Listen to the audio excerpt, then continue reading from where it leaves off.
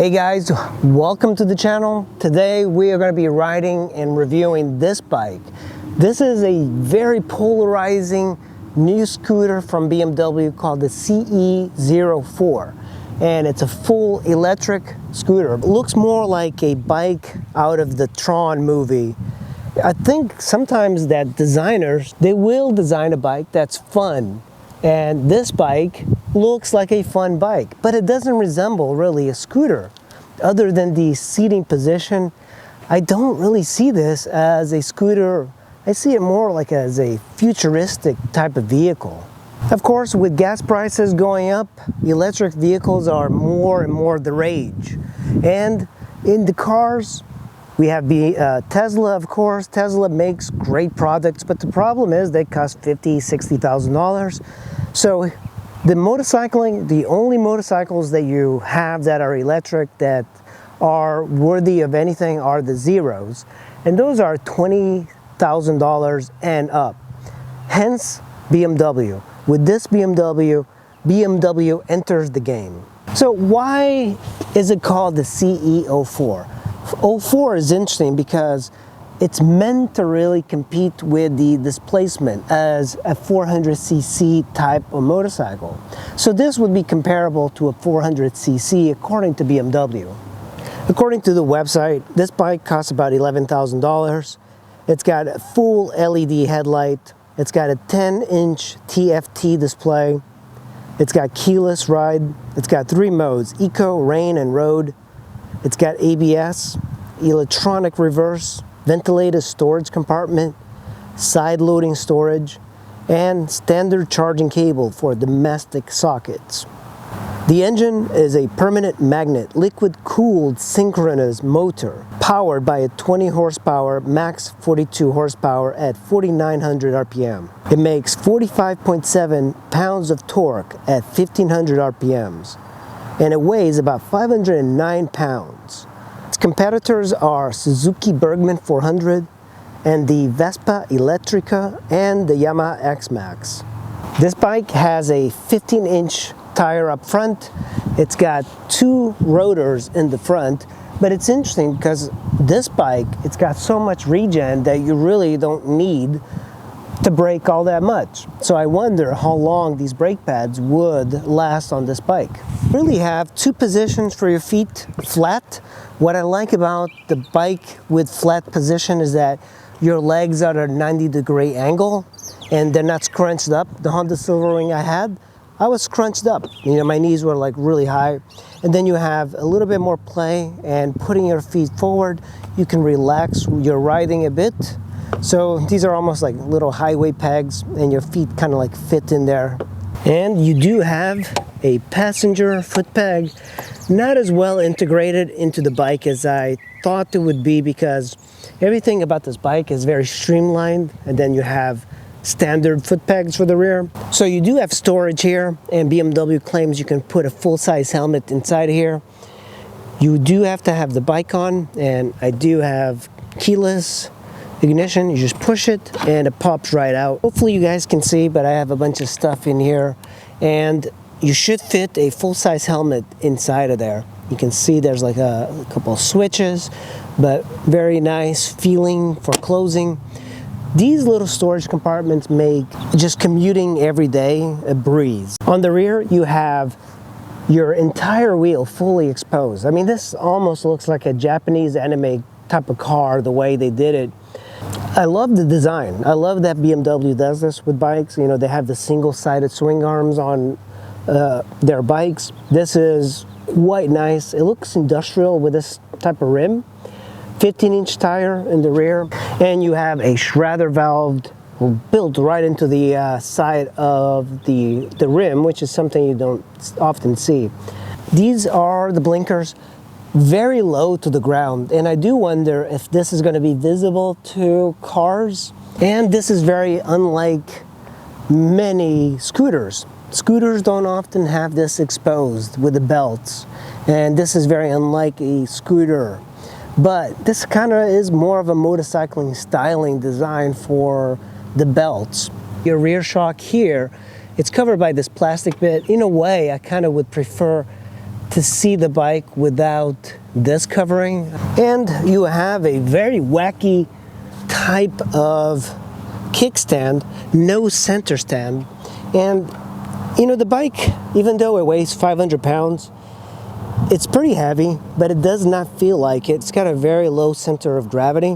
When you put the kickstand up, it's flush with the bike, and it doesn't have like a little foot to kind of pull it back down. It does have a little lip, but it's almost flush with this. And this is plastic. This is, I think it's metal, but covered with plastic. It does work pretty well, but I wonder if there's something a little bit easier to kind of pull it back. I found myself struggling to pull this down. Another interesting feature, your hand goes right through the seat. So, interesting design that BMW did this. Having, I guess you can put storage, you can put items through here, but very interesting element of design that they did. This is where you have a storage compartment, you have your power button, and I have the key so I can push the button. It's electronic. The LCD comes on, and I want to show you this. There's a open 12 volt. You just kind of push that. This pops right out. And then you have a little bit of storage, and you have a USB charger for your phone or whatever. Just kind of put it there and charge your phone. And on this side, this is where you would charge the bike. So when the bike is on but not started, you have a LED strip underneath, and you can see it more if you are looking up at it. This is a very atypical windscreen. It actually looks more like something you would see in an exhibit somewhere where you would put a flyer. But it does work. It does seem a little bit on the strange side, but you know, BMW, I think they're doing these things kind of quirky with this. I think a typical windscreen might have worked better. I don't know. The interesting pattern is that you see these triangles everywhere. Even in the seat, they echo these triangles. So here are more of these little triangles, and then it's got these bars with 1, 2, 3, 4, and 5. Not exactly sure what that's all about. And stitched into the rear passenger, which is a different color than the front, you have BMW Motorrad as the passenger seat side. This is typical of BMW. BMW for navigation are using this kind of up and down joystick that controls the screen. And you do have your brake here, then you have the menu button, and then you would use this to kind of navigate through the menu. This is very interesting. You push R, and when the bike is on, that's how you can reverse. That's right, this bike has got a reverse gear. And left, right. The thing that you find when you're coming from a Japanese bike and you're just touching these blinkers is the short amount of throw that they have. I'm just not used to it. Then you have a horn, pretty loud. You have also a high beam indicator and a hazards button. Right side, you have, of course, your throttle. You have your start. In order to start it, you have to push the brake button and hit start. Then you have a modes, and I believe this is the heated grips. They're doing all of these type of displays, and I think they look great, very modern. You have your, I guess, the battery status, 80%, 45 miles on this battery. I believe the range is 80 miles or so. You have your trip. This bike only has 673 miles, so it's a baby. One thing we have to do is take this bike for a spin and see how she behaves. Let's go. One of the big problems with electric motorcycles has been the idea and the fact that they carry the batteries very high, and they tend to be very heavy. The Zeros are extremely heavy. The DSR, for example, that's a heavy monster bike that's comparable to, I don't know, you know, my Honda Silverwing was very heavy. This one is only a few pounds lighter. So keep that in mind. But on this one, the weight doesn't feel like it's high. So even though it weighs 500 pounds, it's extremely like centered. I have no idea where the battery is. I'm assuming right in that section. But it's interesting that it doesn't feel heavy, even though it is a heavier bike. So to start this bike, you hit the brake and you do that, and it'll change. So now it's at ready, and we can hit reverse and go backward. Now it's got a limited amount to reverse, and I'm on dynamic, so as soon as you start moving, the bike is live. And it is very quick. It's a quick little bike. The seat is extremely hard. So the seat on this thing, I don't think you'll be doing any crazy touring on this thing. It does move pretty well around that corner, for example. By the way, I can hit my brakes, or I can just let it slow down by itself, and it does. Turning, very easy to turn, very easy to modulate your speed.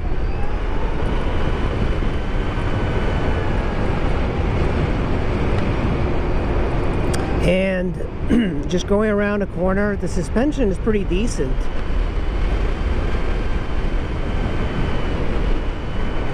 I'm gonna turn in here real quick. I'm like interested to see how it does with slow speed maneuverability, and as you can tell, very easy to kind of go around.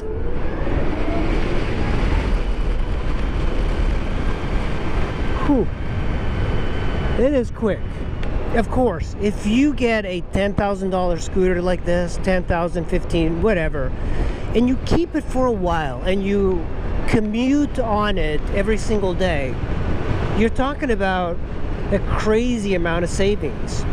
And also keep in mind that on these bikes, there's no oil changes, there's no filters, there's like no air cleaners. So maintenance is pretty much nil compared to an internal combustion engine. You know, another interesting thing is that I am actually on my tippy toes. I mean, I'm not like really that much on my tippy toes, but I can feel that this is a tall bike. I think the 30-inch inseam might be a deal breaker for a lot of people. This thing is just fun to ride because it's so new. Whoa.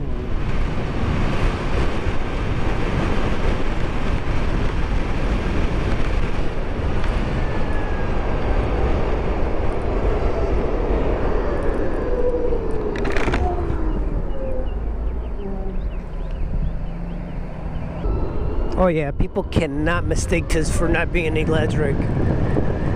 Limited by where you can go. Oh boy. 66, 68, 69, 71, 73, 74, 75. That's pretty darn good. With all the developments of internal combustion engines, we have pretty much made ICE machines as trouble-free as we could possibly have made them. And now we're going into the electric movement. And I always wonder, is it worth it? Because you are paying a premium. The problem with the electric vehicles is that, first of all, the motorcycles like Zeros, they're very top heavy. The batteries are just so large. Hey buddy. The batteries on Zeros are so large, and the bikes are so heavy compared to what you would get.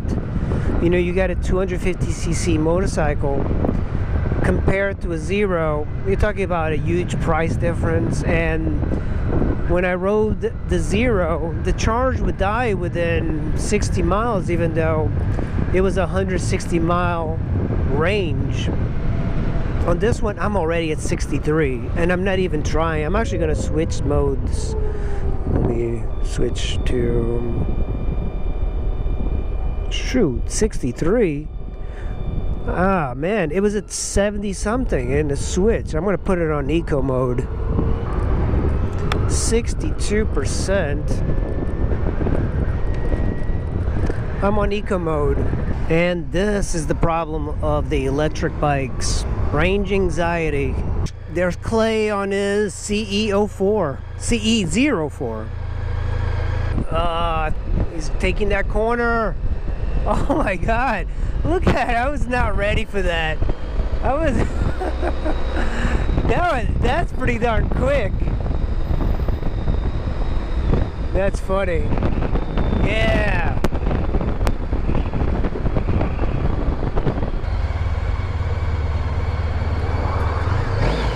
All right, green light, we're gonna go. Hey,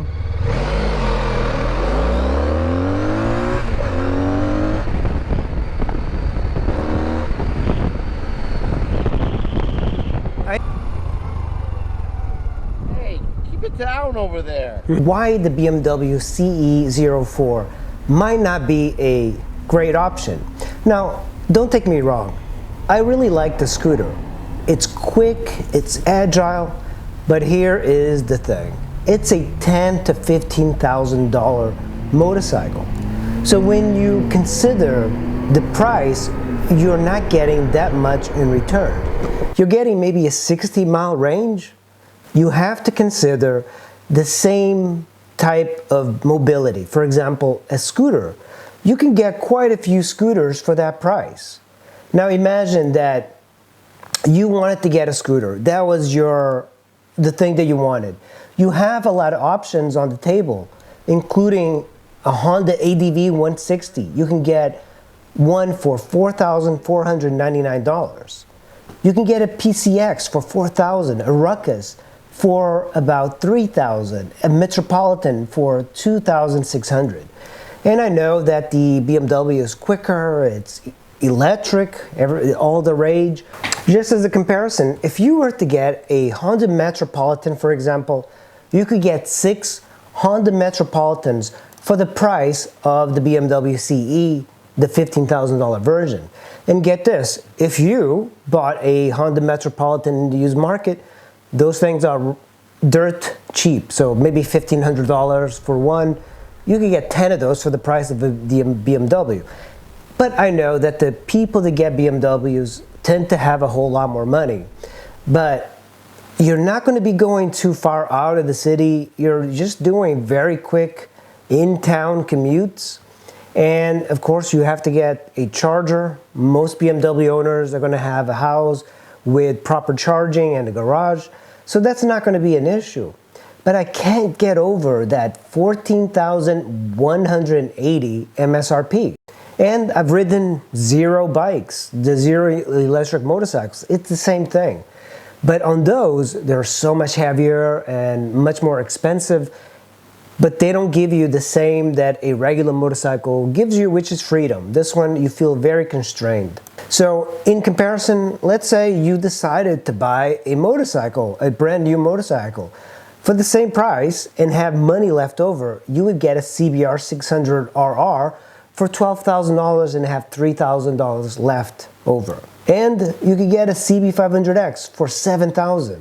And if you wanted to go into the Honda trails, the Honda mini bikes, you can get them like a Honda Navi for $1,800, a Trail 125 for $4,000, a Super Cub C125 ABS, $3,800, a Monkey, $4,200. You get my point. You're gonna get a bike like the BMW only for maybe showmanship. It's quick, but not as quick as a 600cc bike. It's the equivalent of a 400cc scooter. All right, guys, that is just my take. I hope you enjoyed this video, and I'll see you in the next video.